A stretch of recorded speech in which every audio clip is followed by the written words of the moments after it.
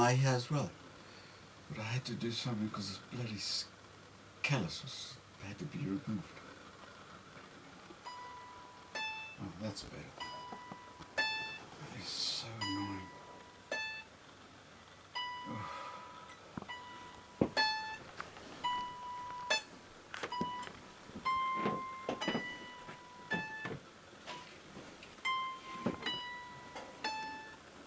You want the other guitar? Oh, not at all. This isn't the guitar. That's okay. It's just trying to get these. Oh, playing the fingertips is pretty soft. Get it and then just position it somehow. And just because I have to practice it just for calluses anyway. So you made this guitar yourself, did you? No. You didn't? You can photograph. No, this is a Yamaha Pacifica. Yamaha Pacifica. Done up by Graham Nodham. He's the main guy in England. Graham Nodham is the man. It took a lot of work. We've a lot of visits in figuring out how it all worked.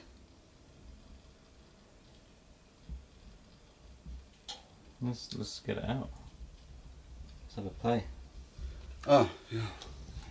I thought you were taking a shot or something. No, it's a video. Oh, well, it's this way around, obviously. It's obviously this way around, and we hope that I haven't.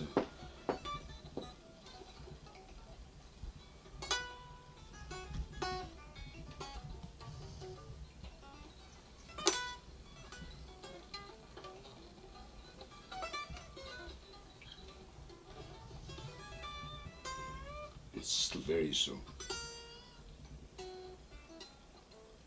What is she looking at?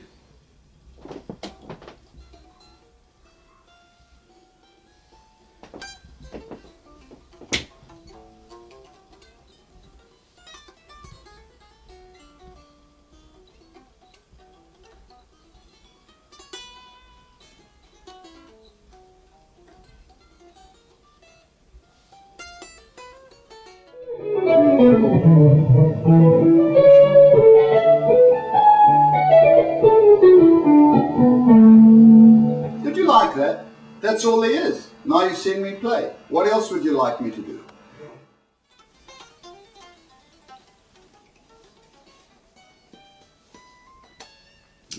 Having said that, pain.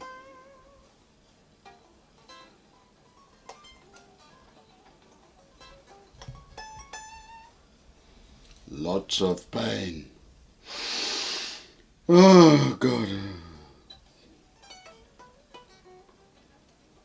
So how long did it take you to develop this style of playing? To get it right. Mm. Taken me 20 years. 20 years? I think. 15 years. I don't know, sure. When I started off, what I figured out is it happened by accident. And I looked at the neck for half an hour.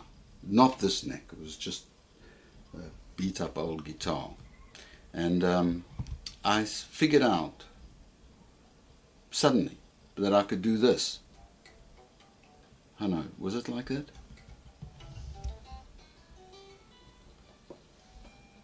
I thought, shit.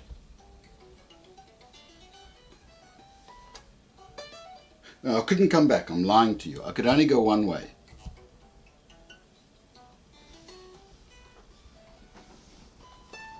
I could go up to there. And I phoned up Greg. I said, Greg, listen to this. It took me 9 months to figure out how to come backwards. Because when you come backwards, if you're going up, it's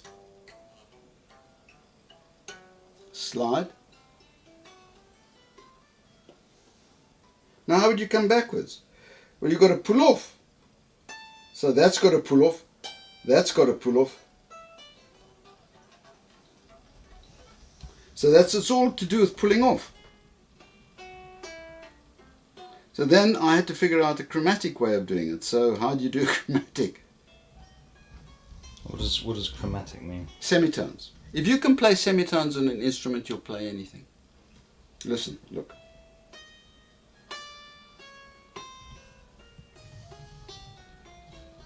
Can you hear? Mm. Do you know how hard that was? That took me 9 months to figure that out because I didn't know what the fingering would be.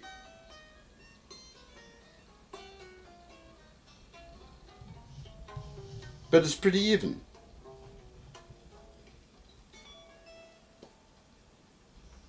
So, you managed to customize your guitar like this to make it easier to play? No, what happened is I started with regular. It was just regular. And the thing is that I found it very difficult to bend. So if I wanted to do a verb, because I'm a Hendrix freak, but not that verb, listen how long that is. There's no amp, it's still going. And in an amp, it's still going. And even with the other thing. Or bending. So it was all to do with bending. Then if I do the pinching with my...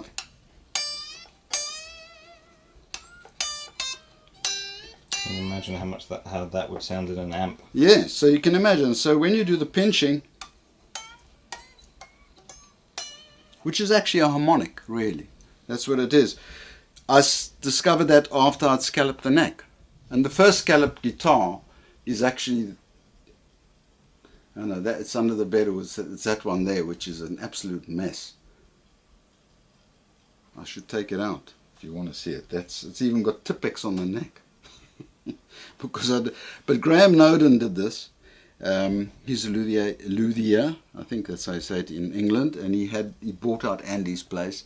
These are 6110 frets. Or are these the bass guitar frets? I can't remember. They're either 6000 or 6. I can't remember if he did bass guitar frets on this.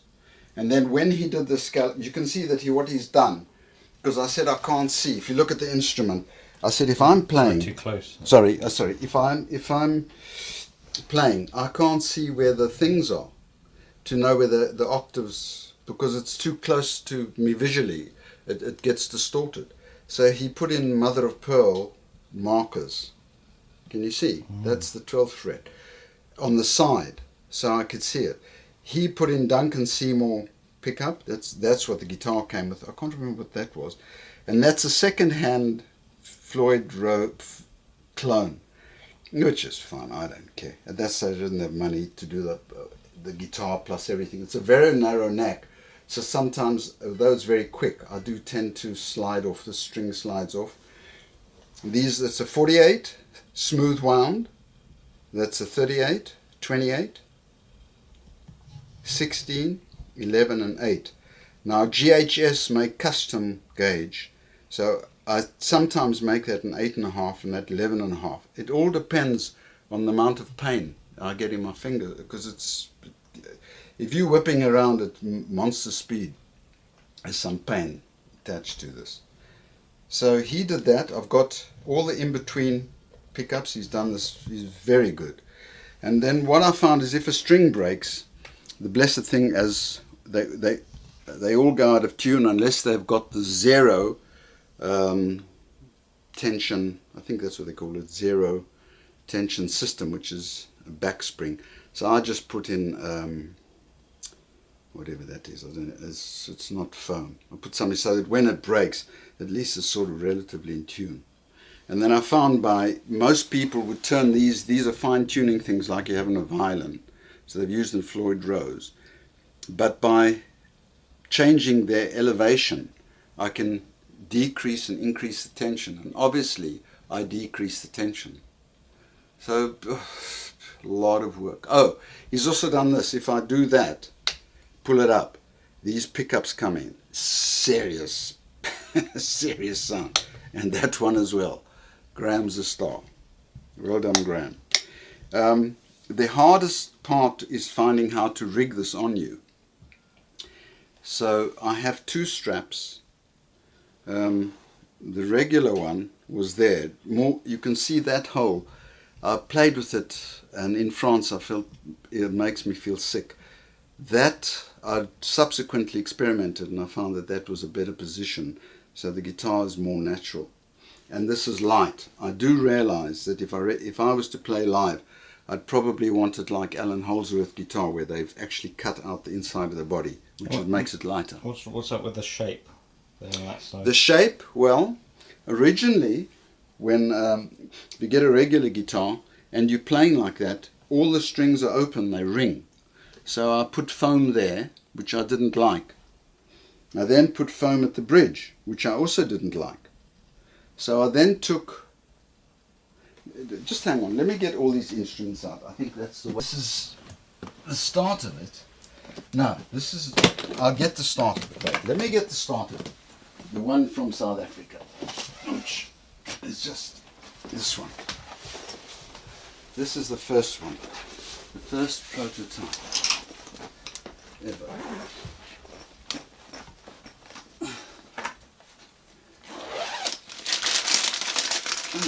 If I'm not even opening it. I want to put the strap in there. Okay, check this out. This is me. Hold on, let me get it close. You can see Wow. I cut that away to reduce the weight and give it balance. I cut that away myself. I also... What did you use, this saw? I can't remember. Somebody's cutlery? It probably was a saw. And then I had 3 springs at the back to reduce tension. And I think this neck was made for me, and I then destroyed it by scalloping it. And that's Tipex, or whiteout. And guess what I've got on the back, which I just forgot? It's been signature. That's Frank Gombali. I went to see him, and then Greg persuaded him. I hate doing this. So I said, just sign the back. But he was very interested, because at the workshop in South Africa, I was the only one who put up my hand when he said, who plays scales the same way I did? And out of 200 guitarists, only one twat did. It was me. Oh, I mustn't say twat. It's alright, we can beep it out. So that's the first prototype, okay, which I did. And it's got a terrible... Anyway, that was the first one. So then, having done that, we move on. Let me whack this away.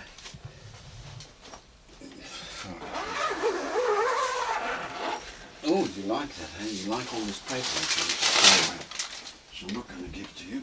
And then we go to the Strat. And what I did is,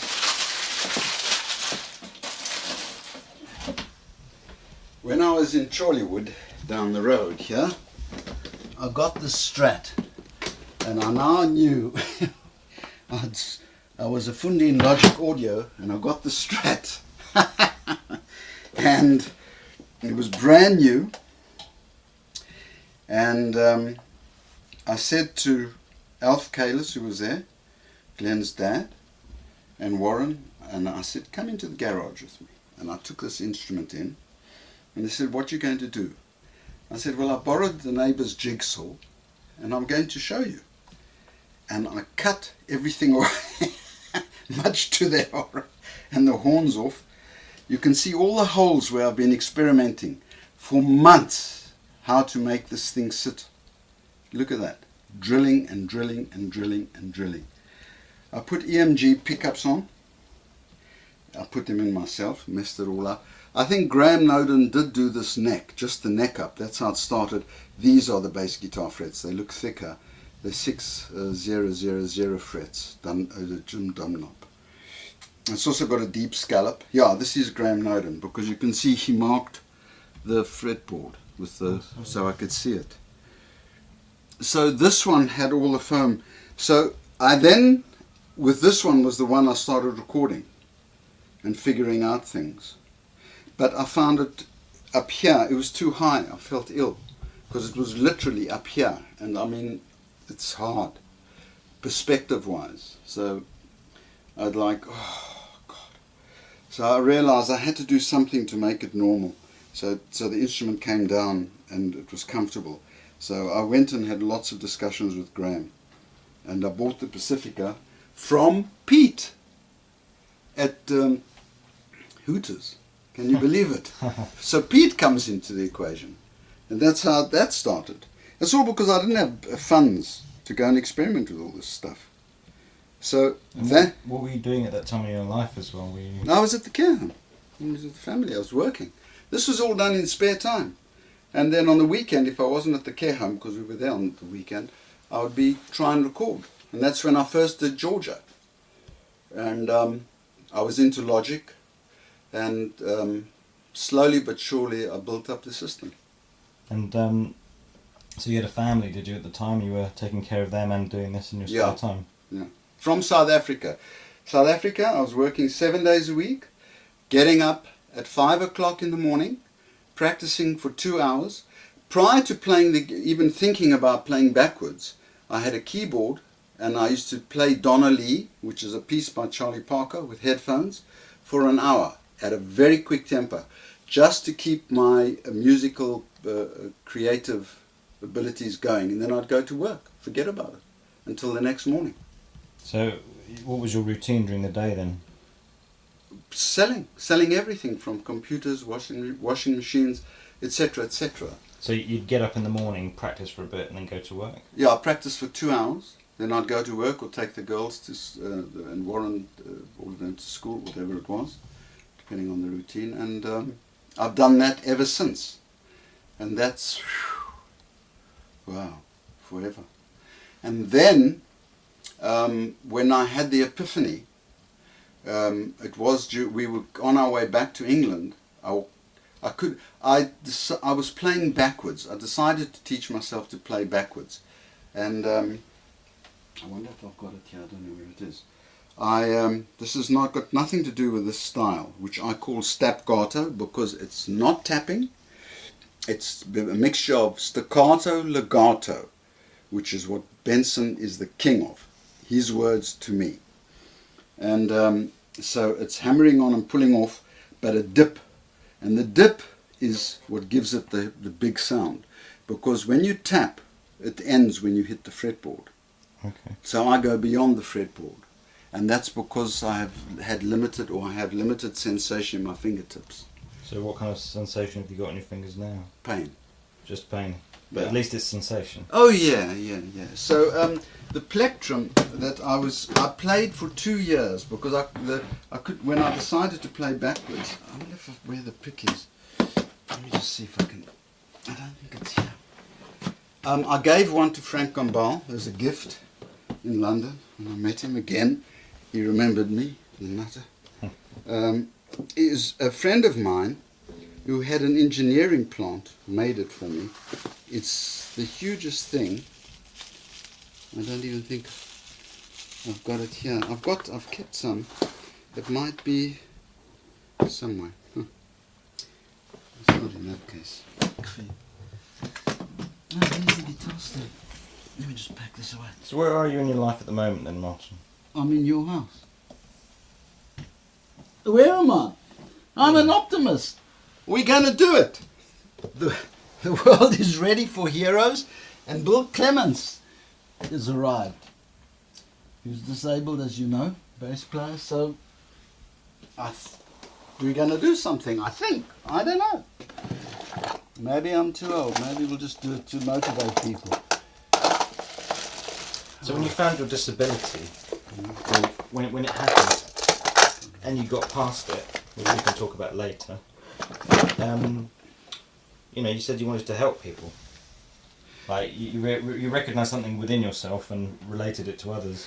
Yes, in South Africa, with the first instrument, because the Music Therapy Society, I tend to close my eyes, but that's fine.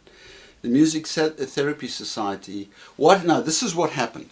When I was working at Dion's, we had to lift freezers and equipment, and I'd already had all these operations, which I don't know if you can see, from here. That's the ulnar nerve, okay. Transposition, and then carpal. Then I got Dupuytren's contraction, where the scar tissue grows to the top of the hand. They had to release it. It got worse. Then I got trigger finger, all kinds of things. This one, they found the same thing. and then I had pain, and it was the medium nerve and the carpal that went. So they managed to sort of save this one, but it left me with the burning in my fingers all the time. All the time? All the time. And when it got cold? When it got cold, that's a good question. No, it burns, period. All right. That's why I don't hammer things, and I'm pretty cautious. So what happened was that this blessed chest freezer fell on this hand. So a chest freezer fell on your chest hand? freezer, I lifted it.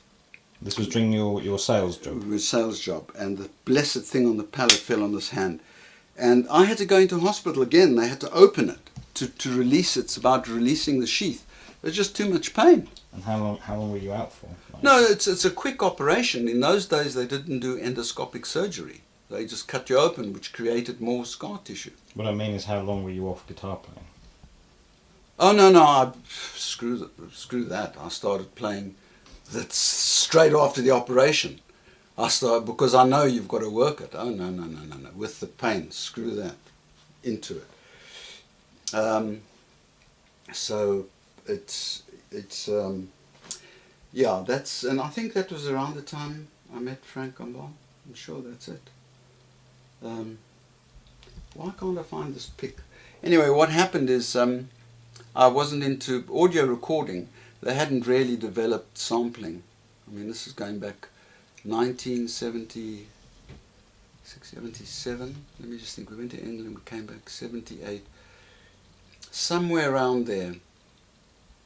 And I was playing backwards, holding this enormous pick. I must find it. I've got it. Is it the same size black one that you gave to me? No, yeah, but it's made out of stainless steel. It's Oh, wow. seriously heavy. I just can't think where I would have put it with the move.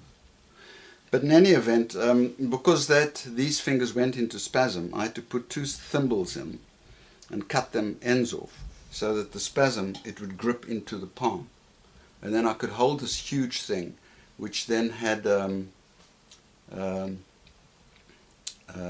sandpaper I put on, so I could grip, which was huge. So my hand, because your grip was, non-existent. is imbalanced. So because I found that because I was doing keyboards, the right hand was fine. The left hand I could only play thirds and things and fourths as much as I could stretch.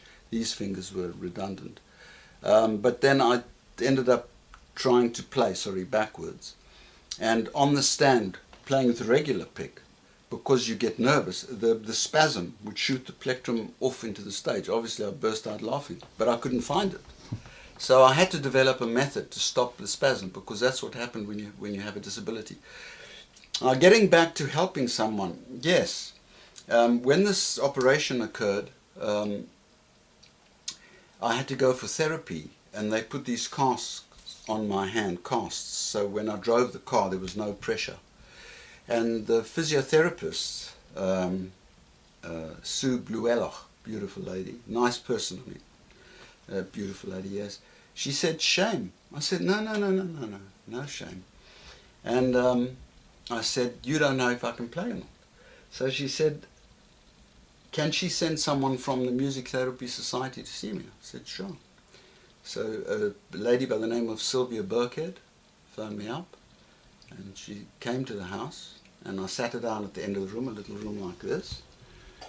And I said, well, there's only 2 things that are going to happen.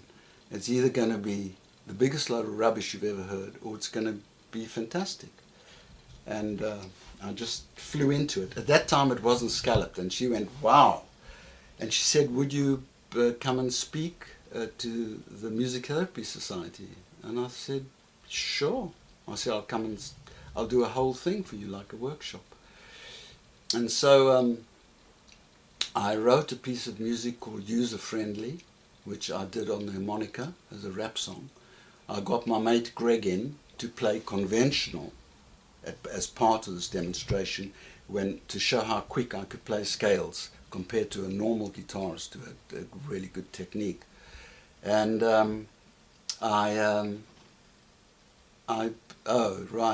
what happened was that I was very nervous because there were quite a few people there, obviously. And when I got to 1974 and I tried to kill myself, I burst into tears and I was mortified standing on the stage. Why? Or in front of all these people, you're crying. And all these women ran up and grabbed me and they said, you know what's happened? And they said, you've had a release. And I said, from what? Well, you've broken through. Okay. So anyway, I regained my composure and I continued performing. Anyway, when we'd done the demonstration, I had worked out a piece, Summertime, that everybody knows, but a sort of fusion rendition just with me playing and just by myself. And while I was playing, they were going, ooh, ah. And I thought I'd done something in my pants. I was like, what have I done? And at the end, they all applauded. Wow! And I was like, phew. And then there was a classical guitarist in the audience, and he challenged me. He said, could you do Villa-Lobos's Prelude number 2 on the guitar?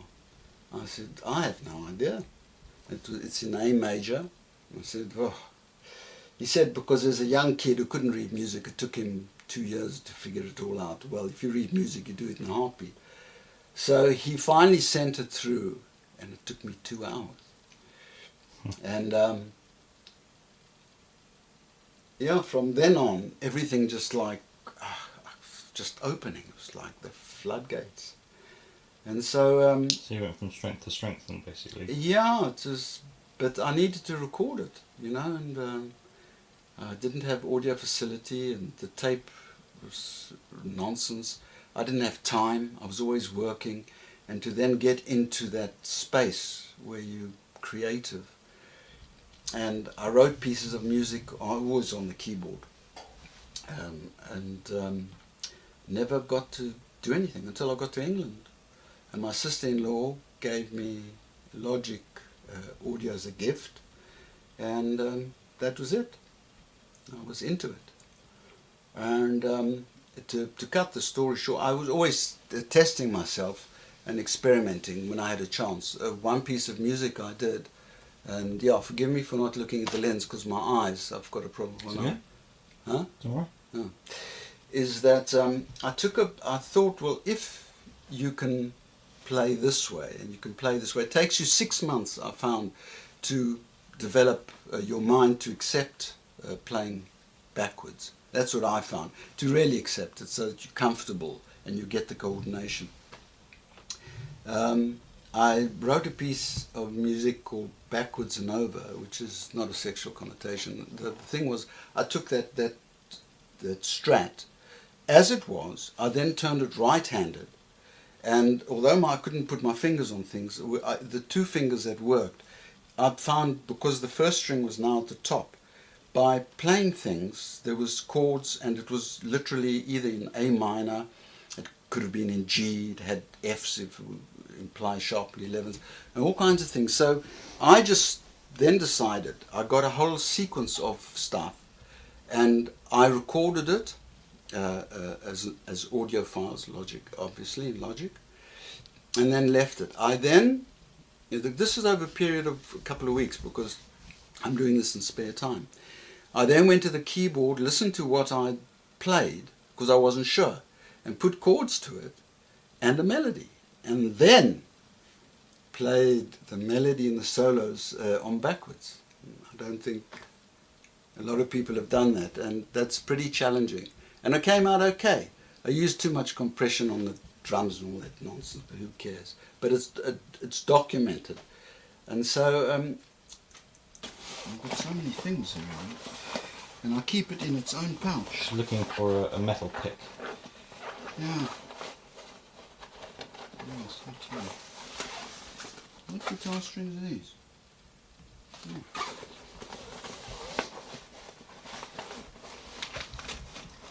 Yeah, I've kept it in a safe place. So safe I can't find it. How stupid is that?